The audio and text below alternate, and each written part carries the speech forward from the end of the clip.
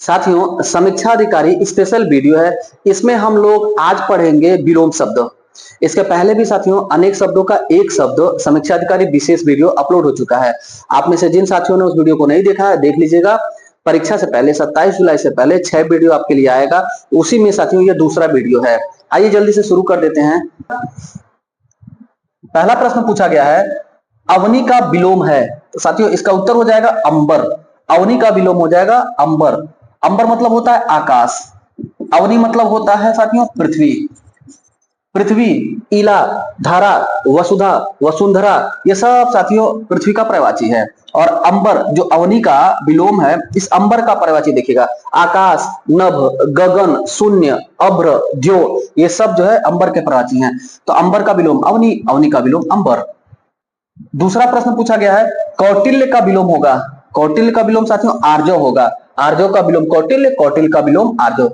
साथियों विलोम शब्द को विपरीतार्थक शब्द भी कहते हैं, विपरीतार्थक शब्द भी कहते हैं। विलोम और विपरीतार्थक एक ही बात होता है। तीसरा प्रश्न है, कृष का विलोम होगा। तो कृष का विलोम होता है साथियों हुष्ट पुष्ट। कृष का विलोम होगा हुष्ट पुष्ट। निषिद्ध का विलोम होगा। निषिद्ध का विलोम होता है साथियों विहित। विहित का निषिद्ध, निषिद्ध का विहित विलोम होता है। अगला प्रश्न है, अमर का विलोम क्या होगा। अमर का विलोम होता है साथियों मर्त्य। मर्त्य का विलोम अमर, अमर का विलोम मर्त्य। अगला प्रश्न है, अनुरक्त शब्द का विलोम क्या होगा। अनुरक्त का विलोम होता है साथियों विरक्त। देखिएगा विकल्प को ध्यान से, विरक्त होगा, अनुरक्त का विरक्त। अगला प्रश्न पूछा गया है, ओजस्वी शब्द का विलोम क्या होगा। इस विकल्प के अनुसार होगा साथियों कांतिहीन। ओजस्वी मतलब होता है जिसमें चमक हो, जिसमें तेज हो, और कांति मतलब कि प्रकाश होगा, चमक होगा। तो और हीन है इसका मतलब उसमें प्रकाश या चमक नहीं है। तो कांतिहीन मतलब जिसमें प्रकाश या चमक न हो, और ओजस्वी मतलब जिसमें तेज और प्रकाश और चमक हो। अगला प्रश्न है, अपशगुन शब्द का विलोम क्या होगा। अपशगुन का विलोम होगा साथियों शकुन। शकुन का विलोम अपशकुन। अगला प्रश्न है, अभिज्ञ का विलोम होगा। तो साथियों इस विकल्प के अनुसार हो जाएगा अज्ञ। और अज्ञ का विलोम विज्ञ भी होता है।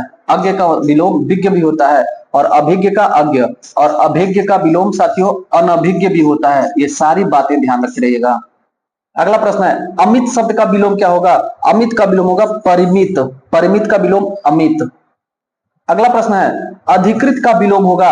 अधिकृत का होगा अनधिकृत। अनधिकृत साथियों अनधिकृत होता है, और ये वर्तनीय शुद्धि में भी पूछ देता है। अनाधिकृत मत करिएगा, अनधिकृत होता है अधिकृत का विलोम।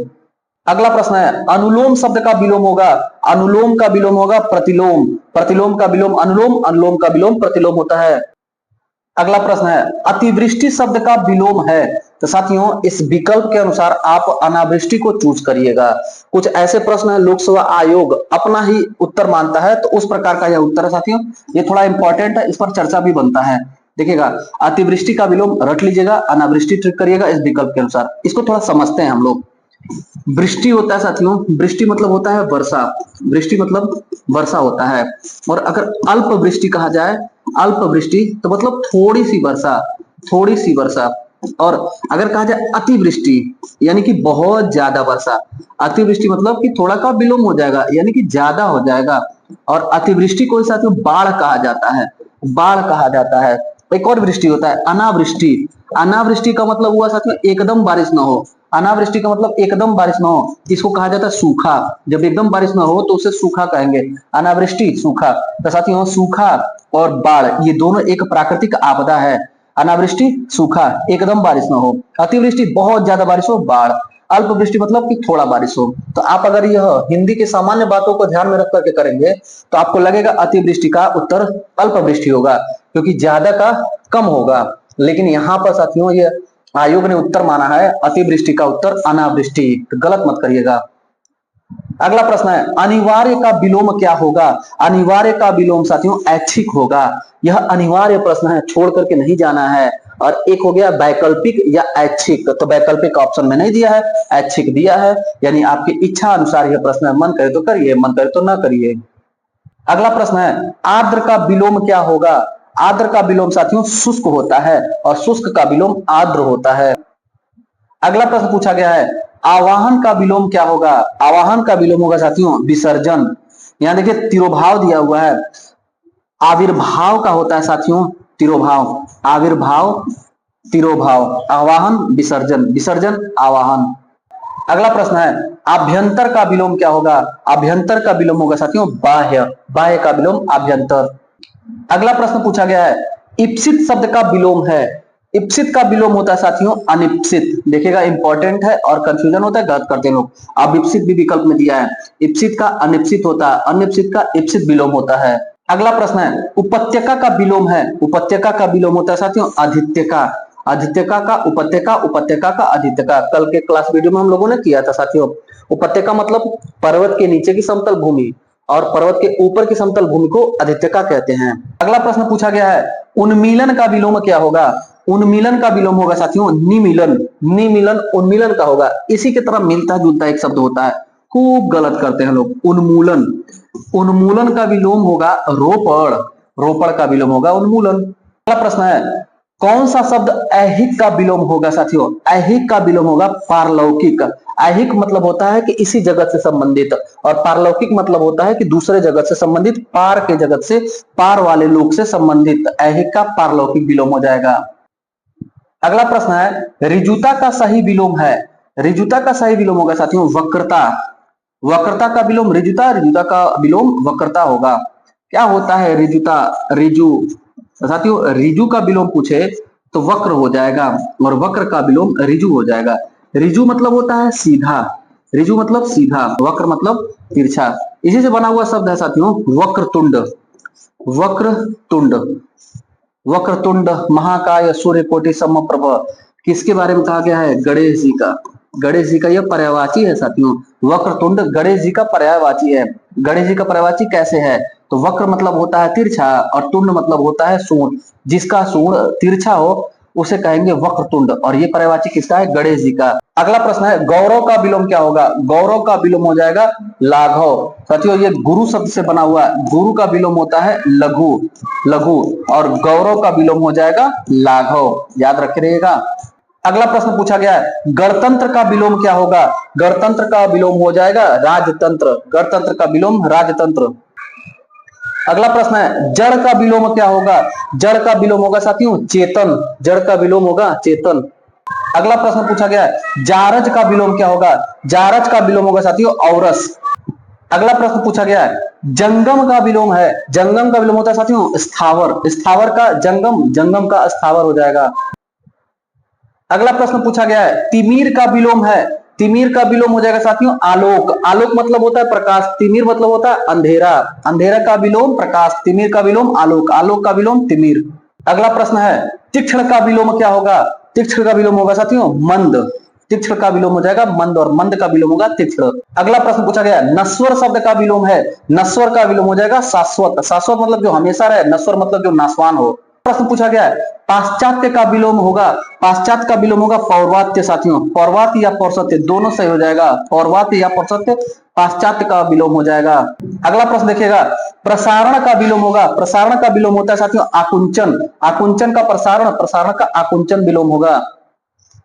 अगला प्रश्न पूछा गया है प्रत्यक्ष शब्द का विलोम है। प्रत्यक्ष का विलोम होगा साथियों परोक्ष। प्रत्यक्ष का परोक्ष। यहाँ पर कुछ कंफ्यूजन होता है, देखिएगा क्लियर कर देते हैं आपका। प्रत्यक्ष का विलोम अप्रत्यक्ष भी होगा। प्रत्यक्ष का विलोम अप्रत्यक्ष भी होगा और परोक्ष का विलोम प्रत्यक्ष भी होगा और अपरोक्ष भी होगा। अपरोक्ष भी होगा, समझिएगा ध्यान से बातों को। प्रति मतलब सामने और अक्ष मतलब आंख के, यानी कि आंख के जो सामने हो उसे प्रत्यक्ष कहेंगे और जो आंख के सामने न हो उसे अप्रत्यक्ष कहेंगे। परोक्ष, परोक्ष मतलब हो गया साथियों कि पर मतलब कि आंख के परे, अक्ष के परे जो हो उसे परोक्ष कहेंगे। तो प्रत्यक्ष का विलोम साबित हो रहा है। प्रत्यक्ष मतलब आंख के सामने और परोक्ष मतलब आंख के विपरीत, यानी आंख के सामने जो नहीं हो। यहाँ इस विकल्प में हमारा हो जाएगा प्रत्यक्ष का विलोम परोक्ष और प्रत्यक्ष का विलोम अप्रत्यक्ष भी होता है। हम लोग इसको ध्यान रखेंगे। अगला प्रश्न है भूगोल का विपरीतार्थक शब्द है। विपरीतार्थक शब्द मतलब विलोम शब्द साथियों। भूगोल का इतिहास नहीं होगा, भूगोल का हो जाएगा खगोल। खगोल का विलोम भूगोल और भूगोल का विलोम खगोल होता है। अगला प्रश्न पूछा गया है मसृण का विलोम है। मसृण का विलोम है साथियों रुक्ष। रुक्ष का विलोम है मसृण और मसृण का विलोम है रुक्ष। अगला प्रश्न देखिएगा, निम्नलिखित में से असंगत विलोम युग्म कौन सा है, कौन सा गलत है वो बताना है। घात, प्रतिघात, प्रसारण, शकुंचल, शाश्वत, सदैव, खग, मृग। ये देखिएगा सी उत्तर हो जाएगा, जो कि गलत है साथियों। शाश्वत मतलब जो हमेशा रहे, और सदैव मतलब भी हमेशा हो गया, बाकी विकल्प विलोम सही है। घात का प्रतिघात सही है, प्रसारण का संकुंचन सही है, आकुंचन भी हो जाता है, खग का मृग सही है। अगला प्रश्न पूछा गया है, निम्न में से कौन सा विलोम शब्द सुमेलित नहीं है। पौराणिक का प्राचीन, कनिष्ठ का ज्येष्ठ, उग्र का सौम्य, ध्वंस का निर्माण। यहाँ ए वाला हो जाएगा उत्तर हमारा। पौराणिक मतलब कि जो पुराना हो, और प्राचीन मतलब भी पुराना, तो ये एक दूसरे के पर्यायवाची है, विलोम नहीं है। कनिष्ठ का ज्येष्ठ ये सही विलोम है, उग्र का सौम्य सही विलोम है, ध्वंस का निर्माण सही विलोम है। पूछा क्या है, कौन सा गलत है, तो पौराणिक वाला 38 का ए उत्तर हो जाएगा। अगला प्रश्न है, नीचे दिए गए युग्म में से कौन सा त्रुटिपूर्ण है बताना है। अनुग्रह का आग्रह, अनंत का शांत, जड़ का चेतन, आकृष्ट का विकृष्ट। तो आकृष्ट का विकृष्ट सही है साथियों, जड़ का चेतन विलोम भी सही है, अनंत का शांत ये भी विलोम सही है, यानी कि उत्तर हो जाएगा 39 का ए। यह गलत है, तो सही बता दीजिए गुरुजी। देखिएगा, अनुग्रह का विलोम होता है विग्रह, याद रखिएगा, अनुग्रह का विलोम होगा विग्रह, और आग्रह का विलोम हो जाएगा अनाग्रह। इसी तरह से मिलता जुलता एक शब्द है अनुराग, अनुराग को भी आप याद रखिएगा, अनुराग का विराग होता है, अनुराग का विलोम विराग होगा, अनुग्रह का विग्रह, आग्रह का अनाग्रह। ठीक, अगला प्रश्न पूछा गया है, सूक्ष्म शब्द का विलोम क्या होगा। सूक्ष्म का विलोम हो जाएगा स्थूल, स्थूल का सूक्ष्म, सूक्ष्म का स्थूल। अगला प्रश्न है, साहचर्य का विलोम क्या होगा। साहचर्य का विलोम हो जाएगा साथियों अलगाव, साहचर्य का विलोम अलगाव हो जाएगा। इस विकल्प के अनुसार ये आयु का माना गया उत्तर है साथियों, साहचर्य का विलोम अलगाव। अगला प्रश्न है, स्पृश्य का विलोम क्या होगा। स्पृश्य का विलोम होगा साथियों अस्पृश्य। स्पृश्य मतलब होता है स्पर्श करने योग्य, अस्पृश्य मतलब होता है जो स्पर्श करने योग्य न हो। अगला प्रश्न है, स्वजाति का विलोम क्या होगा। स्वजाति का विलोम हो जाएगा साथियों विजाति, स्वजाति विजाति। अगला प्रश्न है, साधु का विलोम शब्द है। साधु का विलोम शब्द हो जाएगा असाधु, साधु का विलोम असाधु हो जाएगा, उपयुक्त विकल्प में असाधु चूज करिएगा। अगला प्रश्न पूछा गया है, स्तब्ध का विलोम है। स्तब्ध का विलोम हो जाएगा साथियों अस्तब्ध, अस्तब्ध स्तब्ध का विलोम है। अगला प्रश्न है, आवर्तक का विपरीतार्थक क्या होगा। आवर्तक का विलोम हो जाएगा साथियों अनावर्तक, आवर्तक का अनावर्तक विलोम होगा। अगला प्रश्न है, इनमें से सफल का विलोम नहीं है। देखिएगा थोड़ा सा पैटर्न बदल दिया है प्रश्न का, सफल का विलोम कौन सा नहीं है। असफल होगा सफल का विलोम, विफल भी होगा, निष्फल भी होगा, कुफल नहीं होगा। इसका उत्तर हो जाएगा 47 का सी, सफल का विलोम कुफल नहीं होगा। अगला प्रश्न पूछा गया है, कौन सा गलत युग्म है। देखिएगा गलत युग्म पूछ रहा है, मूक का वाचाल विलोम सही है, ऐश्वर्य का अनैश्वर्य भी सही है, और अभिज्ञ का अनभिज्ञ भी सही है। बचा सी उत्तर हो जाएगा। छली का बहिरंग नहीं होता साथियों, छली का होता है निश्चल, छली का होता है निश्चल, और बहिरंग का विलोम होता है अंतरंग, बहिरंग का विलोम होता है अंतरंग। अगला प्रश्न पूछा गया है, नैसर्गिक का विपरीतार्थक शब्द है। साथियों नैसर्गिक मतलब होता है प्राकृतिक, जो प्राकृतिक है वही नैसर्गिक है। तो देखिएगा अनुर्वर, आविर्भाव, प्राकृतिक और कृत्रिम। तो नैसर्गिक का विलोम हो जाएगा कृत्रिम, यानी कि प्राकृतिक नेचुरल हो गया, और कृत्रिम मतलब कि बनावटी। प्राकृतिक या नैसर्गिक का विलोम हो जाएगा कृत्रिम। अगला और अंतिम प्रश्न है साथियों, विलोम की दृष्टि से असंगत युग्म है। अज्ञ का विज्ञ सही है, अद्यतन का पुरातन ये भी सही है, अजय का विजय यही गलत है साथियों, उत्तर हमारा सी हो जाएगा। अर्वाचीन, प्राचीन ये एक दूसरे के विलोम है, अर्वाचीन का विलोम प्राचीन, प्राचीन का अर्वाचीन। अच्छा विजय का विलोम होता क्या है जब यह नहीं है, तो विजय मतलब जीतना, पराजय मतलब हारना। विजय का विलोम हो जाएगा पराजय, और जय का विलोम हो जाएगा अजय, और अजय का विलोम हो जाएगा जय, अजय का जय और जय का अजय विलोम हो जाएगा।